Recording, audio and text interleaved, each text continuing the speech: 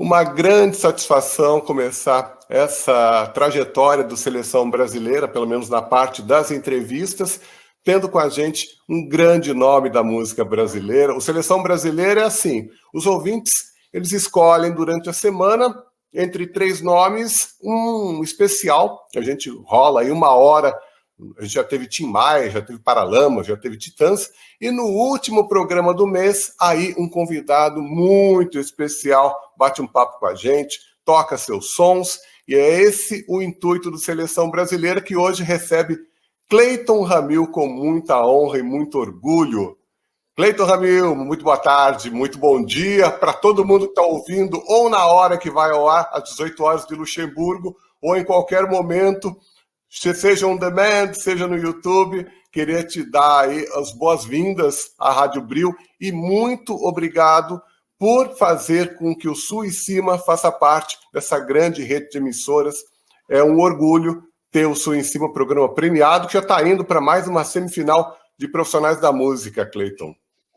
Pois é, Roberto, tudo bem? Obrigado pelo convite aí, um grande abraço para você, para todo o pessoal da Rádio Bril, né? Um abraço também às pessoas que te acompanham, aos ouvintes, né? Porque se tudo existe para as pessoas que nos acompanham, né? Seja através da rádio, seja através de escutar as músicas, no meu caso, né? Que sou compositor, faço muitos shows ainda com o Cledir. Então, a nossa vida tem esse lado muito legal, né? Além da questão de viver de música e trabalhar com essa área que é tão agradável, tão prazerosa para a emoção, para a respiração, para quem canta, né? A questão também dos instrumentos, que é muito saudável tocar um instrumento.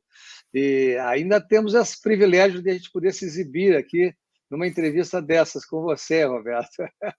E bonjour, né? Bonjour para todos. Que bonjour na França e em Luxemburgo também, que se fala muito francês. Como a gente comentou em off aqui, né? O bonjour serve para qualquer horário do dia, muito simpático, né? Simpático, prático, né? E é aquilo, é uma marca da educação, da polidez do francês, né, Cleiton? Você morou na França, essa foi a impressão que você teve também, morando, fazendo seu mestrado em Paris? Olha, eu gostei muito, foi uma experiência para mim que mudou minha vida positivamente, né? Foi um período que a dupla estava separada, eu e o Cledir, e eu estava fazendo uma carreira solo, já tinha me apresentado no New Morning, que é uma casa de jazz muito importante lá, onde já passaram grandes nomes de jazz. Eu gosto muito dessa área instrumental. Claro que eu cantei também canções e tal, mas eu toquei meu violino, procurei fazer um show adequado. E a partir dali, eu me deu vontade de morar em Paris e também dar continuidade a um sonho que era trabalhar com a parte na parte de magistério, né? Na minha família existe uma tradição muito grande com o magistério. Eu tenho uma tia, por exemplo, com quem eu morei em Porto Alegre, que foi diretora do ensino secundário do estado do Rio Grande do Sul. Ela galgou vários patamares na educação, né? A minha mãe era professora, meu pai era engenheiro, mas também era professor. Aí, em Paris, eu aproveitei para fazer um mestrado, porque eu sou formado em música, em composição regência, né, música erudita, pela Universidade Federal do Rio Grande do Sul, onde eu me formei também como engenheiro eletrônico. Mas como a minha vida foi toda dedicada à música, eu fui para Paris, então, para fazer um mestrado de composição musical. Comecei lá, eu fiquei 2 anos em Paris, mas concluí meu mestrado no Rio de Janeiro. Mas foi uma experiência linda, né? Paris foi um negócio incrível para mim. Eu não respondi bem o âmago da tua pergunta, né? Eu adorei. Os franceses vivem, respiram cultura 24 horas por dia, né? Depois são um pouquinho reticentes, os mais velhos são um pouco antipáticos, mas depois que você aprende a falar bem a língua, né? Que a gente morando lá aprende, desenvolve muito rápido. Eu desenvolvi em 3 meses, mais ou menos. Eu já estava falando muito bem o francês, já tinha chegado naturalmente com uma bagagem, né? E aí eu adorei, fiz muitos amigos na França. E claro que é uma cidade cosmopolita, né? Você sabe que na França mora gente do mundo inteiro, né? Eu não convivi só com franceses, né? Mas convivi com a nata mundial, né? Digamos, intelectual e pessoas que estavam fazendo doutorados e gente, pensadores, né? Então foi muito bom, foi muito bom. A experiência em Paris para mim, até hoje, já faz mais de 20 anos que eu estive lá e parece que que eu estive lá semana passada e me lembro de tudo, quero voltar e volto só para passear agora lá, mas ainda tenho vontade de morar aí, quero voltar na Europa de novo, se Deus quiser, mais adiante um pouco. E nessa tua primeira fala, Cleiton, a gente já teve algumas ideias ali da formação desse DNA Ramil que está se ramificando e a gente vê ali toda uma linha artística sendo formada nessa família a partir de um engenheiro, né? O teu pai era engenheiro, você também é engenheiro, ou seja, são coisas que vão se amalgamando como uma trama. E para quem ouve muitas vezes assim que o menino quer fazer música, ele vira a ovelha negra da família, porque os pais são da área de exatas, são engenheiros ou são contadores, etc. e tal. Na tua família, eu acho que não tem muito esse preconceito, né? Se quiser ser engenheiro também, não tem problema nenhum, porque a família também tem isso, né? Pois é, nós tivemos o privilégio de sermos filhos, né? Falo nós, porque somos 6 irmãos. Todos nós estudamos música desde pequenos, desde criança, porque nossos pais tinham essa visão educacional. Não imaginava que nós íamos nos tornar artistas, nem nós mesmos tínhamos essa intenção, né? Seguir uma vida profissional que seria muito difícil no Brasil, fora no sul do Brasil, uma região fora de Rio, São Paulo, são os eixos principais de cultura no país. Mas a música fazia parte da minha família graças a essa visão dos nossos pais, que não eram músicos profissionais, mas cantavam muito bem, tinha uma ótima formação cultural com música, dançavam muito bem, eles dançavam tangos, sabe? A família parava para assistir os dois dançando assim nas festas familiares, e eles cantavam muito bem e tinha nos presenteavam também desde muito pequenos com caixas de LPs na época, ainda existiam os LPs, coleções de música erudita, valsas de Strauss, Beethoven, Tchaikovsky, todos os nomes dos clássicos principalmente. Depois eu vim estudar Debussy, vim estudar Bela Bartók, Stravinsky, mas na infância nós tivemos uma formação muito sólida musical graças a essa visão que eu recomendo, né?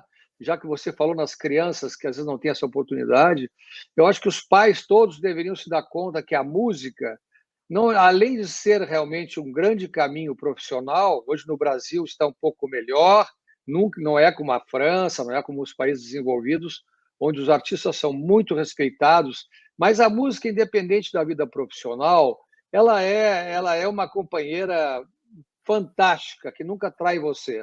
Sempre tem um jeito da música te amparar, né? Aproximar pessoas, a vida social com música é muito legal, né? Então, todas as crianças deveriam estudar música mais do que estudam, né? No país envolvido isso é mais respeitado. Eu desejo que o Brasil também siga esse percurso, né? De oferecer educação musical de qualidade para as crianças, né?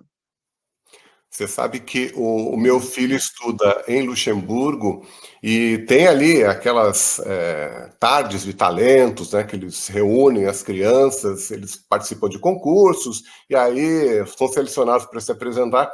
E eu fui pela primeira vez ali, eles fazem numa sala de concerto, né, esse evento, e eu fiquei abismado ao ver um piano Yamaha novinho em folha, daqueles que você vê ali em grandes teatros, né, para apresentações profissionais, sendo oferecido para as crianças praticarem o instrumento. Inclusive, o ganhador já se vislumbrava ali um grande pianista, se apresentou nesse Yamaha. Eu falei assim, gente, quando é que o Brasil vai chegar nesse ponto, né, Cleiton?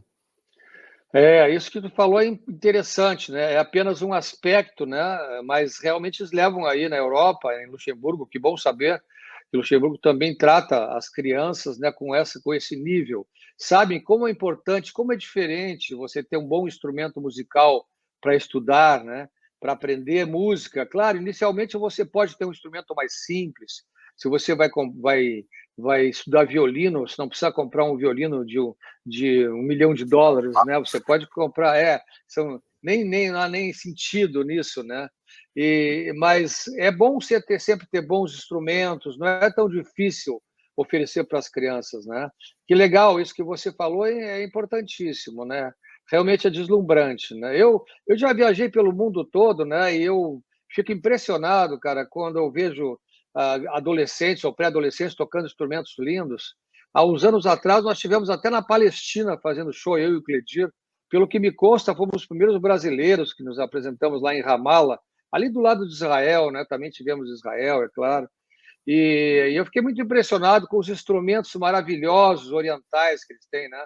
O oud é mais ou menos o antepassado do alaúde, né? Que é o antepassado dos violões. Cara, é lindo. Os instrumentos assim são verdadeiras obras-primas, né? Então, imagina uma criança que se aproxima de um instrumento bonito, naturalmente ela já vai ter um estímulo extra, né? Escutando uma boa sonoridade ou visualmente podendo se aproximar de um belo instrumento, né? Isso é genial, né? É consciência mesmo social, né, Roberto? E milenar, né? Milenar, milenar, é. Exatamente, estava conversando com um amigo meu italiano que está aqui a passeio no Brasil. Anteontem jantamos juntos e ele estava conversando sobre as diferenças, né, da Europa e do Brasil, que o Brasil é um país muito mais recente, passa por problemas que a França, por exemplo, passou na Idade Média, né, coisas de insalubridade, de dificuldades com, né, de que as pessoas todas tenham mais ou menos uma vida de acordo com as suas necessidades. O Brasil é um país que engatinha, né? E aí, como você falou, eu tenho esperança, não é para a minha geração, eu acho, mas daqui a uma centena de anos, talvez, o Brasil pode se tornar um grande país, um país maravilhoso, onde exista mais oportunidades para as pessoas que sofrem, que aqui se sabe muito bem que a quantidade de pobreza aqui é enorme, né? A margem de pessoas que vivem com dificuldade é muito grande, né? Pode-se dizer que é inversamente proporcional ao que é nos Estados Unidos, né? Os Estados Unidos têm mais ricos do que pobres, aqui temos mais pobres do que ricos, né? Claro, eu sei que todo mundo deseja que o seu país melhore, né? Que o seu país tenha condições sociais boas para todo mundo, mas até chegar lá é um longo percurso, as coisas são muito lentas, são muitos embates, né? É isso que você falou, né? Eu gostaria realmente que o Brasil atingisse um nível de primeiro mundo, né? Mas já percebo cada ano que passa que não é fácil. Verdade. Agora, voltando ali para o começo da carreira, vocês estão comemorando 40 anos, Cleiton e Cledir, mas essa história Sim, começa antes, né? Vem ali dos anos 70, Almôndegas, mas já tinha Hermes Aquinos, Almôndegas também, claro. Até aham. Teixeirinha já foi um ícone cultural e popular do Rio Grande do Sul. Mas Cleiton e Cledir é que foram responsáveis por fazer essa migração naquela época da revolução das FMs, no começo dos anos 80, por trazer essa linguagem pop de Porto Alegre, do Rio Grande do Sul, para as grandes massas brasileiras. Né?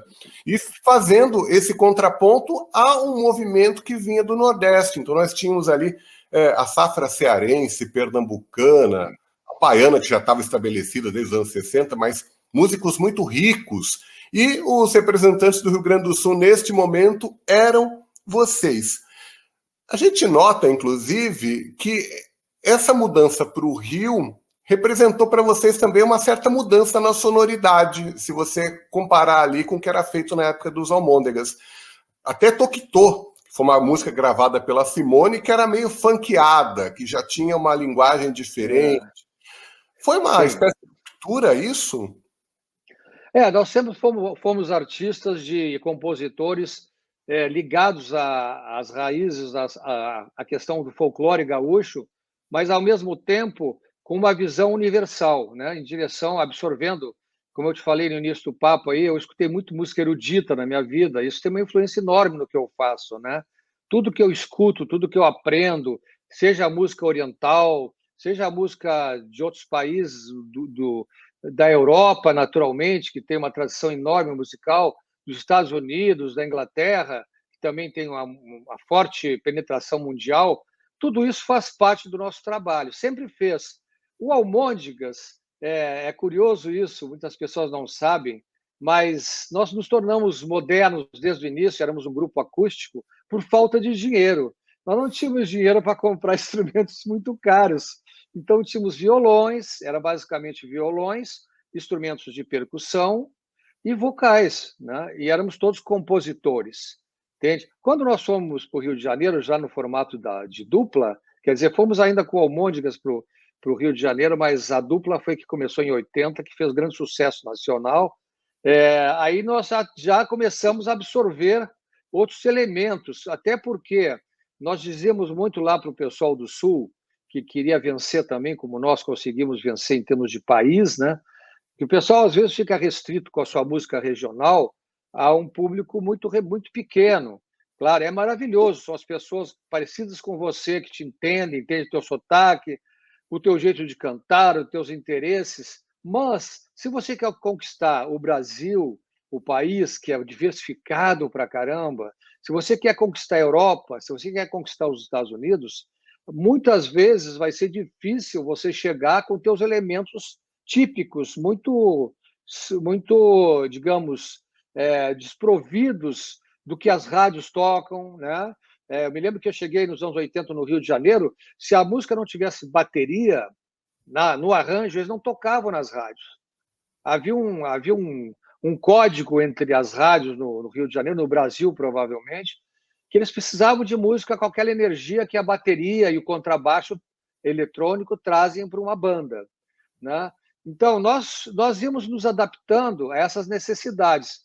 Nunca deixamos de cantar as nossas origens, como cantava no Almôndegas também, na primeira banda, como foi, por exemplo, a música que nos lançou para todo o Brasil, a Maria Fumaça. A Maria Fumaça é uma música gravada com bateria, com baixo, com guitarras, com tudo que hoje em dia se usa na música pop, mas ela é uma música tipicamente gaúcha. Não só a temática da história que fala de um trem que sai lá de Pelotas, onde eu nasci, que vai até Bagé, que é uma viagem muito engraçada, muito bucólica, mas também o ritmo, que é um vaneirão. Essa música eu compus em cima de uma música do folclore gaúcho, que é assim, ó. Do pinheiro nasce a pinha, da pinha nasce o pinhão, nasce o mate da roçada, nasce o amor no coração. Do pinheiro nasce a pinha, da pinha nasce o pinhão, nasce o mate na roçada e nasce o amor no coração. Menina dos olhos da... E por aí vai, né? Esse ritmo assim envolvente, que a gente diz que é primo irmão do baião, se chama vaneirão. E assim foi criada a Maria Fumaça, que eu sempre acreditei na força da música do Sul para conquistar o Brasil, mas com essas pinceladas modernas, né? Do arranjo, da maneira de apresentar a canção. Nós dançávamos, por exemplo, uma chula, quando apresentamos essa música num festival muito grande, muito importante no Brasil. Tinha gente de todo o país, grandes artistas, tinha Caetano, tinha o Seu Valença, tinha Fagner, só para citar alguns nomes, né? E nós nos apresentamos e fez um grande sucesso, porque além da música, nós incluímos uma coreografia que eu e o Cledir sempre gostamos de enriquecer os espetáculos, não só com música, mas também com a parte visual, e dançamos essa dança típica chamada chula, que também era uma dança estilizada, porque eu nunca fui dançarino, né? Era muita pretensão minha. Mas tivemos aulas com um cara muito legal, um excelente professor de dança no Sul, que nos ajudou a criar coreografias simples, mas que funcionavam muito bem, né? Então, essa é a nossa história resumidamente, né? Sempre tivemos um olho no futuro, mas sempre também utilizamos elementos da nossa cultura regional. O personagem de Maria Fumaça é como se fosse um gaúcho daquele saído ali do Luiz Fernando Veríssimo, né? Podia ser um analista de Bagé cantando Maria Fumaça. Como é que você vê, hoje em dia, uma canção como essa dentro dessa cultura de cancelamento que a gente vê? Se ela fosse lançada hoje em dia, certamente ia gerar muita repercussão e muito falatório nas redes sociais. Como é que você enxerga isso? Com certeza, concordo contigo. As coisas mudaram para melhor, né? Eu vejo pelos meus filhos me reeducam, ficam bravos comigo quando eu faço algum comentário que na minha época não era racismo. Por exemplo, eu tinha muitos amigos negros, que na escola que eu estudava em Pelotas, havia mais negros do que brancos na minha aula. Então eu chamava, ô negão, nego Paulo e tal. Isso era carinhoso, eram meus melhores amigos.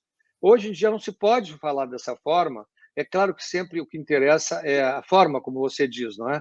a maneira como você está usando o ambiente. Então, eu estava... eu tenho essa relação com essa questão que você falou. Eu estou sempre procurando aprender e evoluir, não ficar preso à minha geração e estar sempre atento ao momento, e por respeitar exatamente essas diferenças, pessoas que foram prejudicadas, as raças, né, ou as pessoas que têm uma opção sexual diferente da nossa e são também discriminados. Isso tudo a gente vai evoluindo, aprendendo a conviver e respeitar muito mais do que se fazia antes. Antigamente, as pessoas eram... O gaúcho, por exemplo, tem esse estereótipo de machista, o que eu não concordo, por um lado, porque eu já estive muito no Nordeste. Às vezes eu acho que o nordestino é mais machista que o gaúcho, com as suas mulheres, etc., né? Mas existe machismo em qualquer lugar do mundo, e que é uma doença, né? Como dizia, não sei se foi Freud que dizia, mas por trás de um machista sempre tem uma mulher reprimida, né? Não só no sentido da companheira com quem ele vive, mas ele mesmo, né? O cara que tem roubos machistas, do que ele tem medo? Ele tem medo de ser um homem delicado, né? Porque os delicados são naturalmente as pessoas que vivem melhor, que têm mais harmonia com as pessoas. Meus filhos são todos super queridos pelas pessoas que eles convivem. Eu falo, filho, não se mete em briga, não se mete em confusão, ame sempre teus amigos, respeite a todas as pessoas, né? E aí eu acho que essa questão da cultura que você tocou, né, hoje em dia realmente algumas coisas teriam que ser revistas, né? O próprio analista de Bagé, desculpa, o analista de Bagé é um personagem mais radical, né? Ele teria muita dificuldade de ser lançado hoje. Já a Maria Fumaça, como nós somos gaúchos urbanos, eu não me identifico muito com o analista de Bagé, apesar de a gente ter gravado uma música com essa temática, com autorização do Veríssimo, mas eu sou um cara da cidade, sou urbano. Apesar do meu pai ter sido engenheiro agrônomo, eu conviver muito com o campo, com a vida rural, eu e o Cleitinho somos pessoas urbanas. Hoje moramos no Rio de Janeiro, uma cidade totalmente cosmopolita, meus filhos são cariocas e tal. Então, esse é o meu mundo. Já morei em Paris, nos Centros Mundiais de Cultura, né? Já fui muito aos Estados Unidos, trabalhei em Nova York, trabalhei em Los Angeles. Então, essa é a minha cabeça de gaúcho, o gaúcho moderno. É isso que o Deu Pra Ti, por exemplo, que é um dos nossos hits, né? O Deu Pra Ti fala de um Porto Alegre, de uma cidade maravilhosa, que é Porto Alegre, como um grande centro urbano de cultura própria. Nada contra a vida rural, nada contra o Teixeirinha, que foi um dos maiores vendedores de discos dos Estados Unidos, do Brasil, muita gente não sabe, né? Eu conheci o Teixeirinha pessoalmente, ele me ensinou uma coisa: Cleiton, tu sabe por que eu faço cinema? Porque quando eu fiz... Opa! Vou repetir aqui para você ficar. O Teixeirinha... Então não precisa nem cortar. E o Teixeirinha me disse assim: eu, quando fiz muito sucesso na música, eu queria fazer algo mais. Então eu queria subir um degrauzinho. O degrauzinho dele era fazer cinema, ele fazia muitos filmes, né? Uns filmes de qualidade muito duvidosa e tal, né? Para quem gosta de cinema. Mas ele entendia, é um ensinamento importante, né? Você sempre ir adiante, né? E a nossa música tem isso, tem o folclore. Eu acho que teve momentos lá que a gente falou coisas que não deveria ter se falado, né? Algumas músicas têm palavras mais fortes. Agora, a nossa imagem, só para justificar, por exemplo, a letra da Maria Fumaça, aquilo ali não é o que nós acreditamos que é o correto para o gaúcho. Aquilo é uma ironia, até em certos momentos, do machista, do cara grosseirão, né? Então, isso é uma brincadeira em cima de um estereótipo ultrapassado, do qual eu e o Cleitinho somos totalmente contra, né? Como dizem meus filhos: pai, você é um homem feminino. Eu recebo esse elogio com muito orgulho, sabe? Eu acho que esse é o caminho dos homens serem mais femininos e as mulheres assumirem um lado mais forte que existe nos homens, que não são muitos, né, Roberto? Sim, até na época que vocês chegaram ali, começaram a fazer aquele sucesso, Gilberto Gil fez um grande sucesso com Super-Homem, a canção, e que gerou todo aquele impacto, porque era a primeira vez que um homem assumia esse lado feminino de uma forma tão suave, tão branda, tão terna, né? Sim, os baianos cantaram isso muito antes dos gaúchos, né? Nos ensinaram muito, né? Outra coisa que os baianos nos ensinaram também, que eu falava muito para meus colegas de trabalho, para os outros compositores e artistas do Sul, é que nós deveríamos lutar juntos para conquistar o centro do país, né? Infelizmente, a dupla, né, da qual faço parte, Cleiton e Cledir, depois da Elis Regina, que foi uma geração bem anterior à nossa, e não era associada muito ao Sul, talvez sejam os nomes do Sul do Brasil que mais tiveram divulgação, somos nós, né, do país, modéstia à parte falando. E eu falava muito com meus companheiros, muitos deles vieram para o Rio de Janeiro, tentaram sucesso nacional, temos que fazer isso juntos, né, porque os baianos já tinham feito isso antes, né? Eles sempre se autoelogiam, eles podiam estar brigando dentro de casa, um falando mal do outro, mas se iam para a imprensa, eles se autoelogiavam, elogiavam os companheiros e se colocavam sempre como um núcleo importante de cultura para o Brasil e para o mundo. E eles tinham razão, né? Eu conheço o Gil pessoalmente, conheço Caetano, Bethânia, Gal, conheço toda essa turma e o pessoal da geração mais nova também. E o Gil, em especial, é um cara maravilhoso, né? Além de ser muito culto, como você falou, é um homem delicado, é, profundamente masculino, né? E ao mesmo tempo com uma visão de mundo moderno, um cara conhecido no mundo inteiro, viaja muito pela Europa, né? Sempre fazendo excursões por aí. É um exemplo para todos nós, né? Verdade.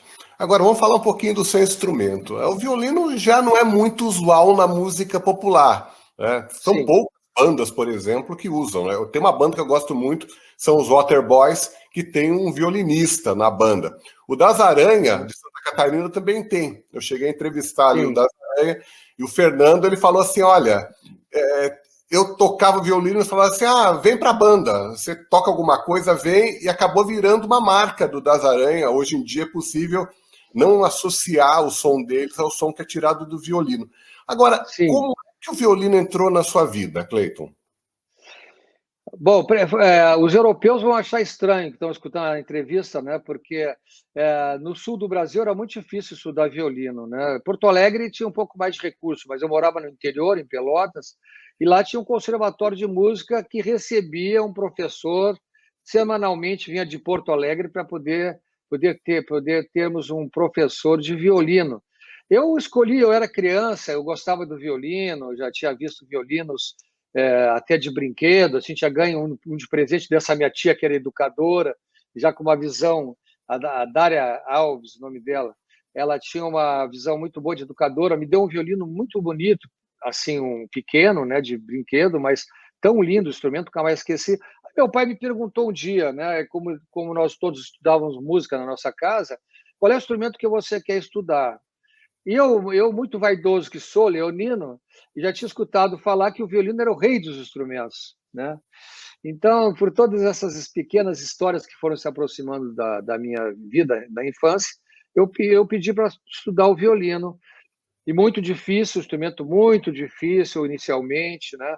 Eu acabei estudando a vida toda com vários professores, aquela fase inicial, eu estudei dos 9 até os 12 anos, mais ou menos. Dos 8 aos 9, na época, o ensino tradicional, você tinha que aprender a leitura musical, teoria musical. Então, um ano de teoria, depois começou o violino, né?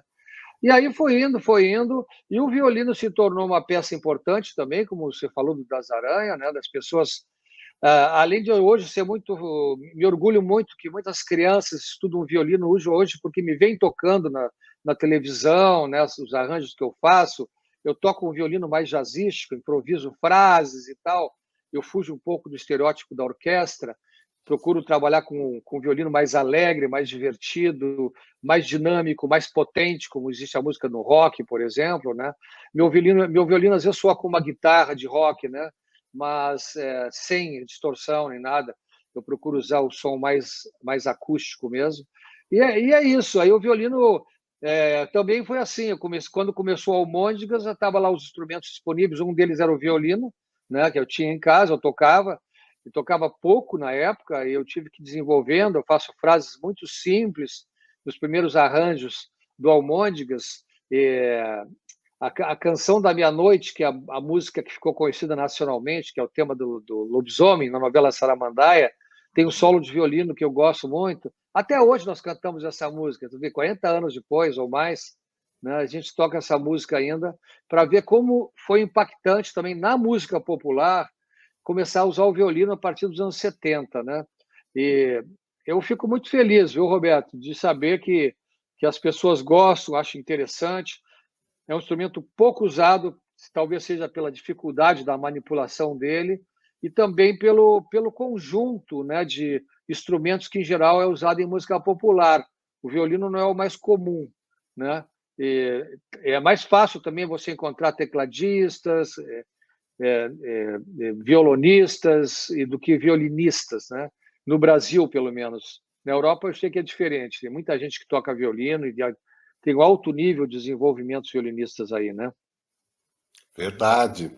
E eu gosto sempre de pedir ali para os convidados, quando eu estou entrevistando alguém ligado à música, que escolham essas músicas, porque sempre vem algumas surpresas. Porque o autor ele tem um gosto especial por algumas obras que às vezes não fazem sucesso.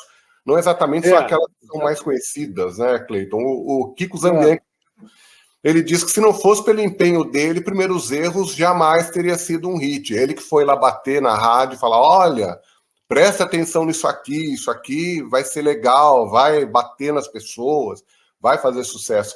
Agora, tem alguma música sua que ficou aquele sentimento de, puxa, as pessoas não prestaram atenção nisso, como vocês não perceberam?